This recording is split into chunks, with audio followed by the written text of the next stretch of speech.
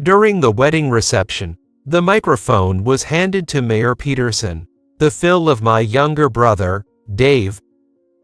I'm extremely happy that my beloved daughter is marrying a dependable man. Mayor Peterson began with such words, but his expression didn't seem bright at all. As I was wondering about it, the topic suddenly shifted to me. I suppose everyone will find out eventually, so I'll tell you now. It's about Dave's older brother. He's a high school graduate. With Mayor Peterson's sudden declaration, the atmosphere in the hall changed dramatically. People started glancing my way, and their stares stung.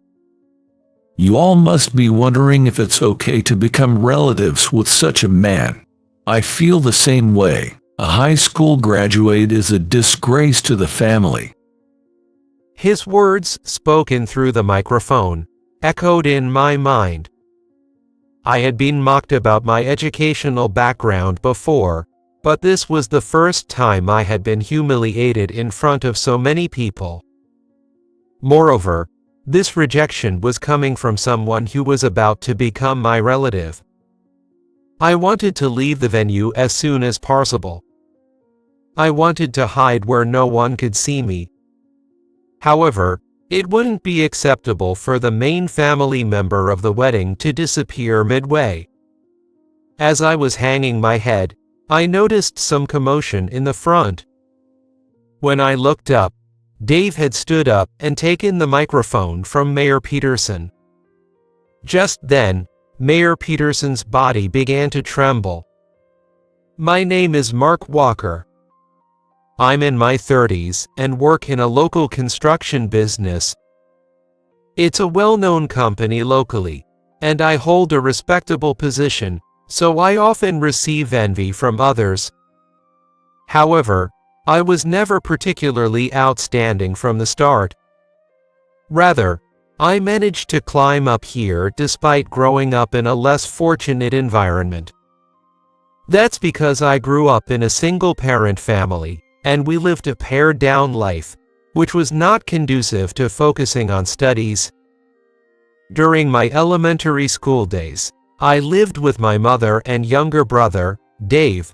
Our mother worked from morning till night. Therefore, in the mornings, we would get ready ourselves, use after-school care, and then return home. To stave off hunger, we would nibble on small pieces of bread, or when there wasn't even that much food available, we'd distract ourselves with whatever play we could find to manage our hunger. I was neither good at studies nor sports, and I wasn't the kind of elementary student who had a dream for the future. But Dave was different. He excelled academically and was also good at sports. He always performed well in sports festivals, and he was always top of his class in marathon competitions. I want to become a police officer and make our community a safe place. I felt proud of my brother as he presented in front of the entire school. As we became high school students, as the years progressed, we inevitably came to a time when we had to realistically consider our futures. Unlike Dave, who continued to dream of becoming a police officer, I aimlessly went through school life without any particular ambition. It's time you got serious and decided on a career path. What are you planning to do? Called out by my teacher to think about my future, I realized I had no specific desires and could not let my single mother bear the burden of tuition and living expenses alone. Thus, it was inevitable that I would work and earn money after graduating from high school. Why don't you try going to college? Ignoring the strong advice of my teacher to continue schooling, I started working at my current company as soon as I graduated from high school. Having lived such a boyhood, we became adults. Dave, fulfilling his dream of becoming a police officer, was busy with his work. Although we were a close family, Working made it hard to find time to meet and discuss each other's recent status. One day, I was surprised to receive a call from Dave after a long time. He was getting married. What surprised me even more was that Dave's fiancée was Mayor Peterson's daughter, Mary. Dave had met Mary through an introduction and was unaware at the time that she was the mayor's daughter. He was astonished to find Mayor Peterson waiting when he went to report their marriage. Dave had met Mayor Peterson several times as part of his police duties, but he had never thought he would become related to the mayor, so he felt more determined as he told me, "Mark, I know you're busy, but I'm supposed to introduce my family soon, so can you make time? Mom came for a meeting recently, but I need to introduce you too." "Of course. I owe Mayor Peterson for his help with work, so I need to make a good impression." Saying that, I hung up and looked forward to the day of the meeting. The day to meet Mary and Mayor Peterson arrived quickly. Since I usually only wore work clothes or cheap casual suits, I bought a new suit for the occasion. While feeling somewhat unlike myself, I waited at the restaurant for Mayor Peterson and his daughter, Mary. Sorry to keep you waiting. I look forward to today. Mayor Peterson, a familiar figure from the neighborhood newsletter and local news, entered the private room together with Mary. Dave and I stood up to greet them. "Thank you for having us.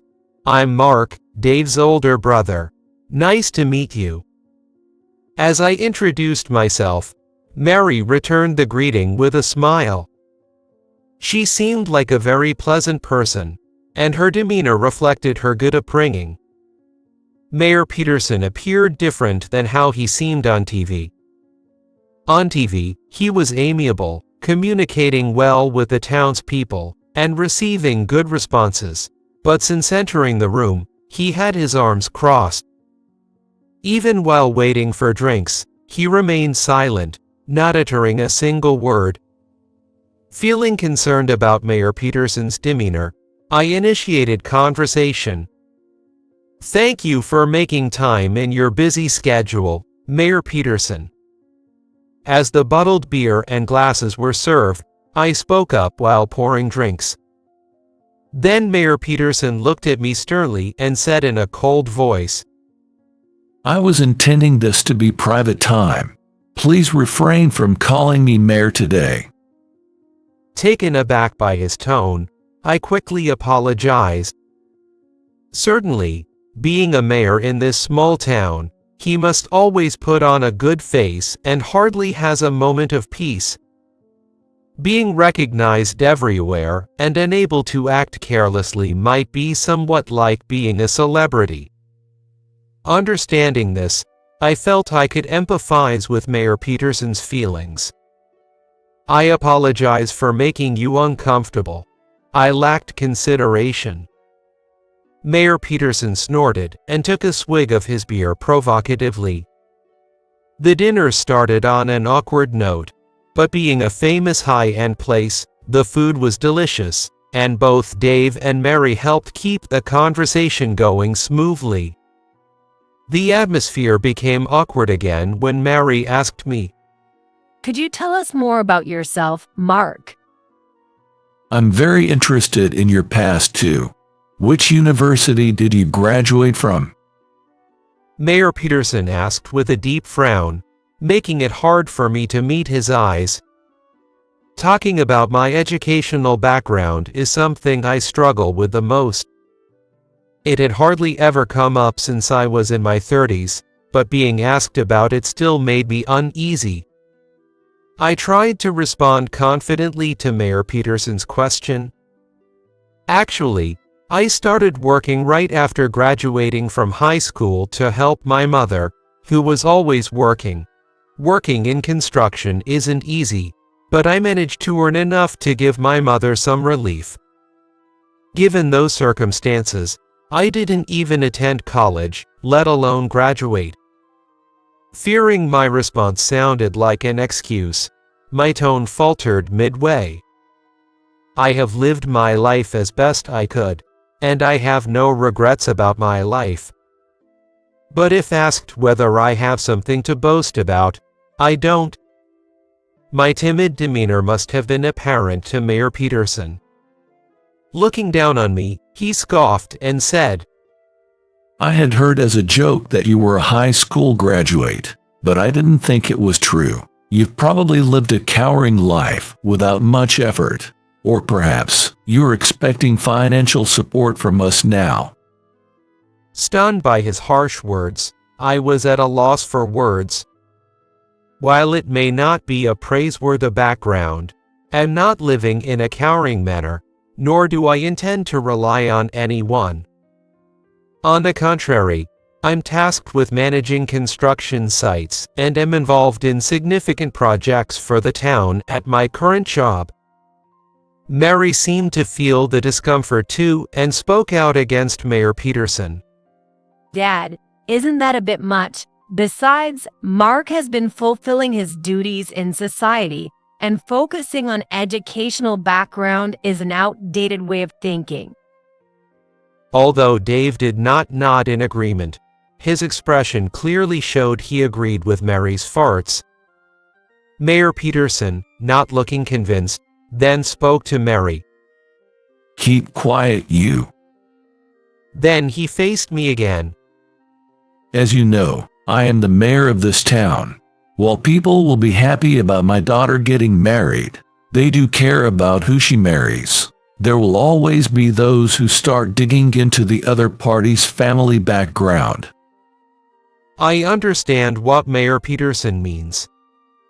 Thinking about the people around me, if someone gets married in such a small town, rumors and gossip will quickly spread. If it involves the mayor's daughter, one can only imagine how much scrutiny there will be.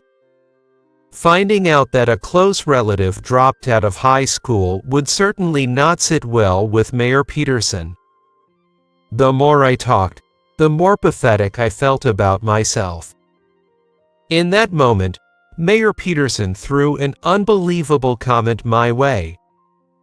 Dave is the man my daughter loved, and being a police officer is certainly trustworthy. But what about you?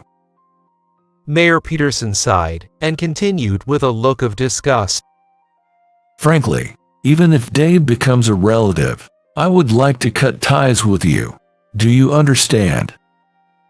I wanted to think it was a bad joke, but Mayor Peterson was looking at me very seriously. It seemed like an unimaginable statement to Mary too, as she was just flustered and couldn't find the words to respond. It was Dave who objected. William, if I may speak, I wouldn't have been able to graduate from high school and police academy without Mark's help. If it weren't for him, I wouldn't have this job. With passionate expression, Dave continued to explain. Dave explained in more detail how I, having started working right after high school to ease our hard-working mother's burden, covered his tuition and other expenses. In reality, I hardly ever spent the money I earned on myself, my style, or things I wanted. When Dave became a high school student and joined clubs, leaving no time for part-time jobs, I earned money for his tuition and allowance. Even when he said he needed workbooks for college entrance exams, I managed to come up with the money. If he had something he wanted to learn or do, I was prepared to provide any amount of money, so none of these were a pain for me. Rather, I felt proud of Dave for accomplishing things I could never do myself, like achieving good results in mock exams and receiving awards in club activities. Dave's efforts paid off, and he was accepted into a prestigious private university. Our mother praised Dave's efforts and was pleased, yet she was worried about whether she could manage the expenses for his living and tuition on her own. "Mom, don't worry about the tuition for Dave. I'll handle it," Aren't you working a bit too much? Thank you, I'm happy, but you've been working hard and not spending anything on yourself. Don't worry about me. For the sake of our hard-working mother, and to support what Dave wanted to do, I worked even harder. In university, Dave was dedicated to his research, having given up on becoming a police officer, but something made him start saying again that he wanted to become one. I thought about what kind of job would suit him, but being a police officer seemed perfect for someone just as Dave. Let me handle the tuition for the police academy. You don't need to worry about anything, Dave, just focus on your dream. When I told Dave that, he smiled and reassured me. The police academy teaches knowledge and skills, and I'll receive grants, so there's no need to worry about money. Dave, who had been smiling, suddenly became serious and faced me. Thank you for letting me do as I pleased all this time. I'll be independent from now on and can ease Mom's burden too. Please, start spending money on yourself. I can remember Dave's tearful expression as if it was yesterday. That's the past we had, but Dave explained to Mayor Peterson how much he had relied on me and how selflessly I had dedicated myself to him. I felt embarrassed listening to him, but it seemed like Mary was looking at me with respect after hearing Dave's story. Well, in the end, you were just a young man without aspirations or ambitions. After saying that, Mayor Peterson stood up and put on his jacket. Staying any longer would just spoil the food and drink. I'll be leaving first. What are you talking about? Mary tried to stop him, but Mayor Peterson left the room without paying any attention. I'm sorry for his rudeness. All I could do was give a wry smile as Mary repeatedly apologized. The day of the dinner left me uneasy about what would happen next, but according to Dave, Mayor Peterson is not usually like that. Maybe he was just being overly sensitive about his daughter getting married and the family relations involved. Mary also said, That was the first time I've seen my father like that. It seems there would be no particular problems if I weren't there. Dave and Mary's relationship remained good, and the wedding venue arrangements went smoothly, with no issues in setting the wedding date. Finally, the day of Dave and Mary's wedding arrived. Blessed by many, Dave and Mary pledged their eternal love. Moved by the scene, I couldn't help but shed tears. As we moved to the reception, still immersed in the moment, the microphone was handed to Mayor Peterson during the ceremony. Following a message from Mary to her parents, Mayor Peterson stood up with a troubled face. I am extremely happy that my beloved daughter is marrying Dave, a reliable man. Mayor Peterson began with such words, but his expression didn't seem to clear up at all. As I was puzzled by this, the conversation suddenly shifted to me. Everyone will find out eventually, so I'll tell you now. It's about Dave's older brother. He's a high school graduate. With Mayor Peterson's sudden statement, the atmosphere in the room changed dramatically. People glanced at me, and their stares stung. You all might be wondering if it's okay to become relatives with such a family. I feel the same. A high school graduate is a disgrace to the family. Mayor Peterson's words, spoken through the microphone, echoed in my mind. I had been teased about my educational background many times before, but being humiliated in front of such a large crowd was a first. Moreover, this rejection was coming from someone who was about to become my relative. The pain was sharper than any prejudice I had faced before because of my education. I wanted to leave the venue quickly. I wanted to hide where no one could see me. However, it wouldn't be acceptable for a key family member of the wedding to just disappear. As I was looking down, I noticed some commotion in the front. When I looked up, Dave had stood up and taken the microphone from Mayor Peterson. I understand your feelings, William. Dave said, then slowly looked around the entire hall. To me, Mark is a great brother worthy of respect, high school graduate or not. My brother, involved in the town's tourism development project and the renewable energy power plant construction project, is the star of this town. Beside Dave, I could hear Mayor Peterson muttering. Mark Walker. There were construction and municipal office people in the hall. That's Mark Walker's younger brother. I could hear whispers of conversation. Mayor Peterson, of course, should have reviewed the documents concerning the projects planned within the town and the contractors and leaders involved. Perhaps something clicked for him because he suddenly turned pale and began to tremble.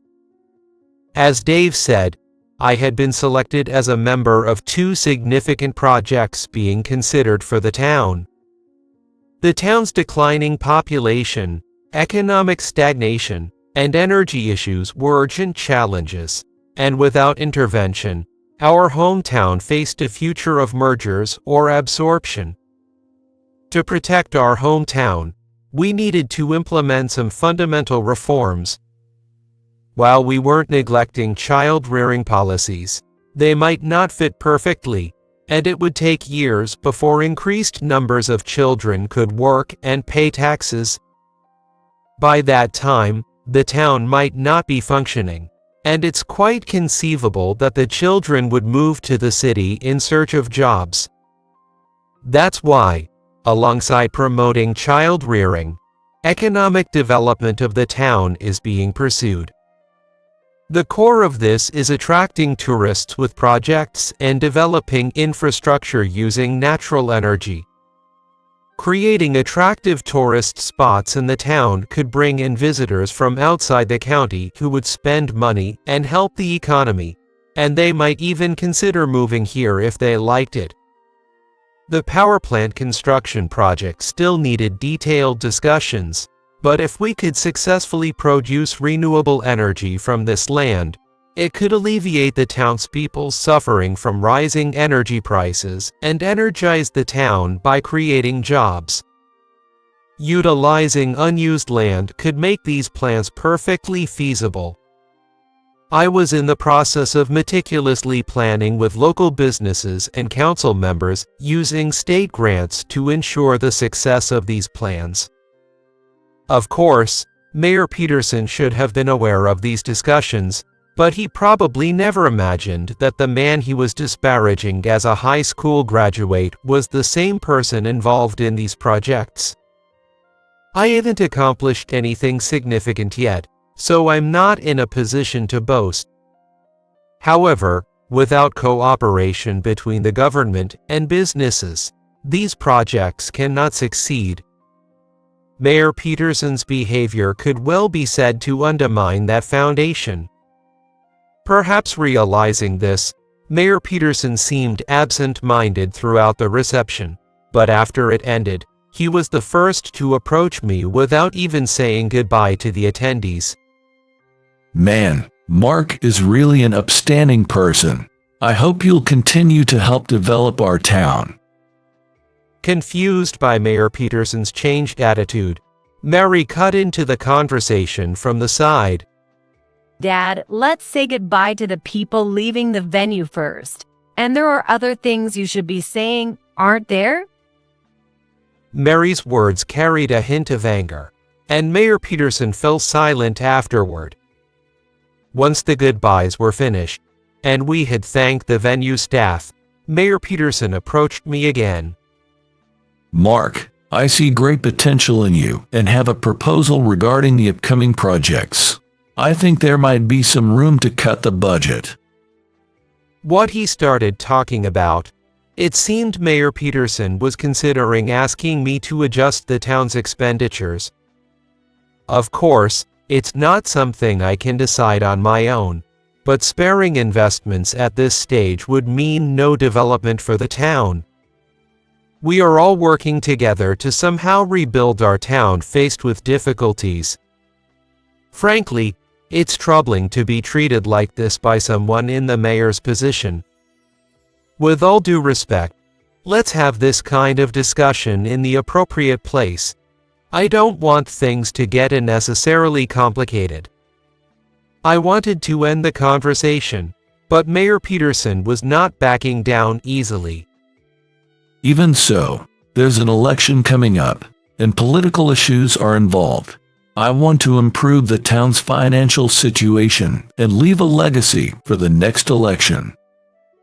His self-centered way of speaking left me speechless. As I was pondering what to do, Mary hurried over. I heard everything. It's rude to suddenly change your tune and start negotiating like this. First, you should apologize for the disrespect shown so far. Mayor Peterson shrunk as if he was being scolded by a teacher. Come on. Prompted by Mary, Mayor Peterson faced me. I'm sorry. Your voice is too quiet, and those words aren't going to be enough for forgiveness. It was almost like a real teacher-student interaction. I looked around and was relieved to see that I was the only one witnessing this scene.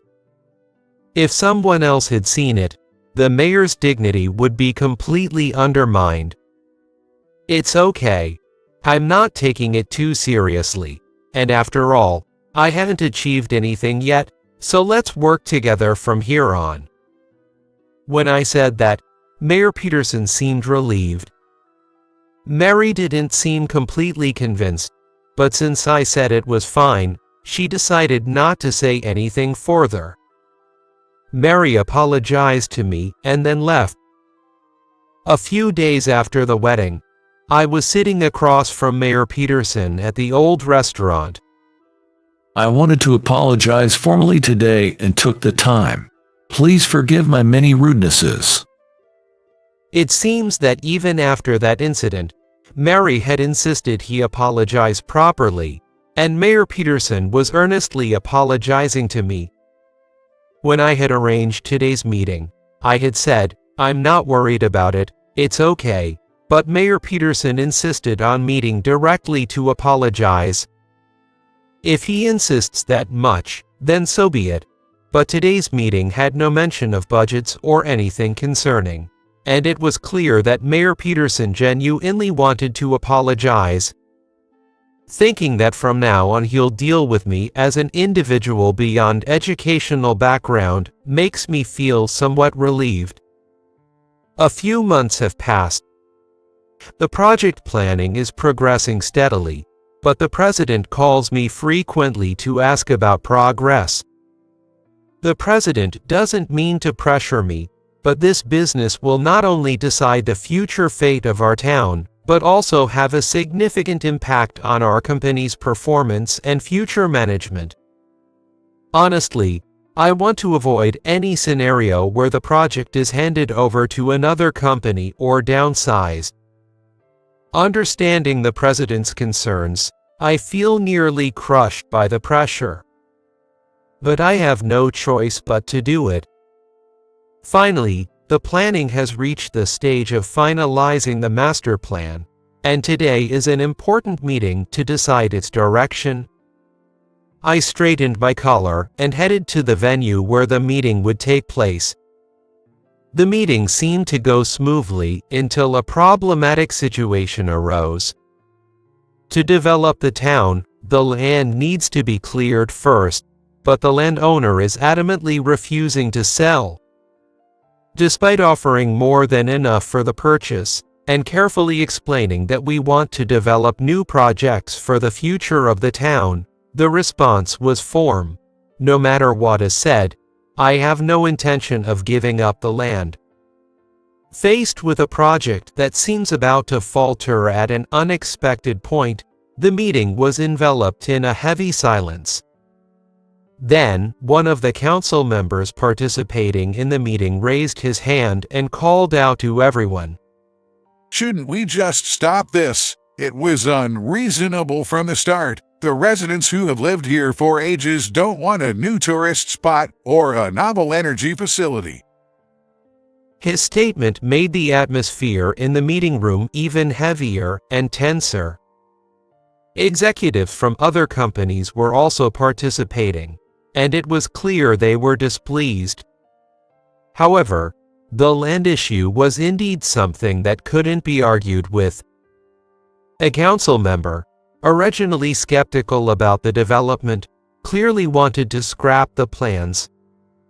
In reality, if this issue cannot be resolved, it may indeed have to be abandoned. But it's undeniable that this project must be pushed forward, considering not only corporate profits but also the town's welfare. Breaking the silence was Mayor Peterson. Let me handle this. It might not be resolved immediately, but we have to take time and talk it out. This project is necessary for the future of this town. While the corporate side was momentarily relieved, the council member who had spoken earlier reacted grumpily. What's the matter? Mayor Peterson, weren't you originally agreeing with me? Don't tell me you've flipped sides because of a bribe. That's unthinkable. Enfazed by the council member's outrageous remark, Mayor Peterson responded calmly. I won't bend my views if it's for the good of this town, and I might change them if needed. When considering what really benefits the future of our town, now is the time for the citizens to unite and tackle new initiatives. Moved by Mayor Peterson's impassioned words, the council member could only remain silent. While the issue was not resolved, everyone confirmed the direction to change the town together, and we moved on to finalizing the master plan. Despite Mayor Peterson's efforts, I heard that the land issue remains unresolved. If this continues, the plan might be significantly delayed or scrapped altogether. Just as these worries began to spread, I was called in by the president. Had it all fallen through? That was my fear, but I was overjoyed when I heard the president's report. The start date for the project has been decided. It seems Mayor Peterson's fervent persuasion had an impact, and he successfully got agreement for the town to manage the land. There have been various hardships, but it finally seems like our efforts will bear fruit. The real challenge starts now.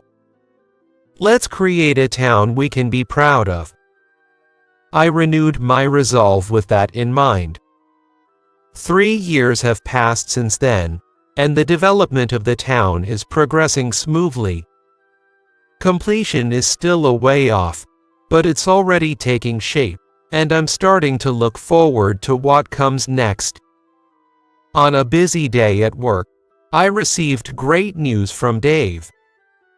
A baby boy was born in Dave's family. When I arrived at Dave's house with a gift, Mayor Peterson was there, soothing the baby. Let Mark hold him too, Dad. Yes, but can you wait just a bit longer? Watching Mayor Peterson tenderly soothe his grandson, I couldn't help but smile. The house had more than enough toys and necessities for child rearing, most of which Mayor Peterson had apparently bought. For this child's sake, we need to make this a vibrant town. Mayor Peterson muttered to no one in particular. Though generations change, this town will continue to exist. Thinking of these children and their prosperous lives, I decided to contribute to our hometown alongside Mayor Peterson.